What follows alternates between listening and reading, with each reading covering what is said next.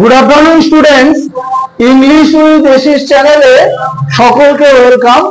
তোমাদের রিকোয়েস্টে বেসিক ইংলিশের আরো একটি ক্লাস নিয়ে আসলাম। দিস ইজ অ্যাডজেক্টিভ চেনার উপায়। পার্টস অফ স্পিচ 8 প্রকার, প্রত্যেকেই জানো। তার মধ্যে অ্যাডজেক্টিভ একটি অন্যতম পার্ট।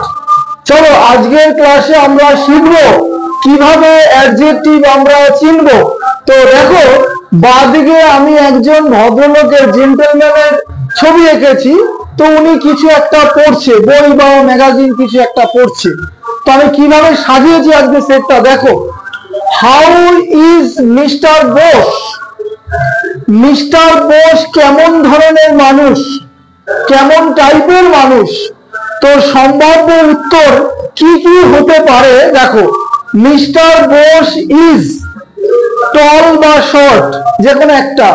হ্যান্ডসাম বা আগলি, যে কোনো একটা। গুড বা ব্যাড, যে কোনো একটা। স্ট্রং বা উইক, যে কোনো একটা। লেজি বা অ্যাক্টিভ, যে কোনো একটা। ফ্যাট বা থিন, যে কোনো একটা হতে পারে। তো এবার দেখো, এই সেন্টেন্সে মিস্টার বোস নো ডাউট একজন ব্যক্তির নাম। তাহলে নামবাচক শব্দকে আমরা নাউন বলি। তো এবার দেখো ব্যাখ্যা করে কি লিখেছি। প্রতিটি উত্তর, অর্থাৎ ডান দিকে যেগুলো আমি বক্সের মধ্যে লিখেছি, মিস্টার বোস সম্পর্কে কিছু না কিছু বলছে বা বর্ণনা করছে। তো মিস্টার বোস একজনের নাম, সো তাই এটি নাউন।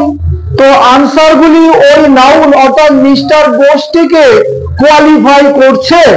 তাহলে উপরই উক্ত শব্দগুলি, অর্থাৎ ডান দিকে বক্সের শব্দগুলি মিস্টার বোসের দোষ, গুণ, অবস্থা, সংখ্যা, পরিমাণ বোঝায়, তাই এদের অ্যাডজেক্টিভ বলে।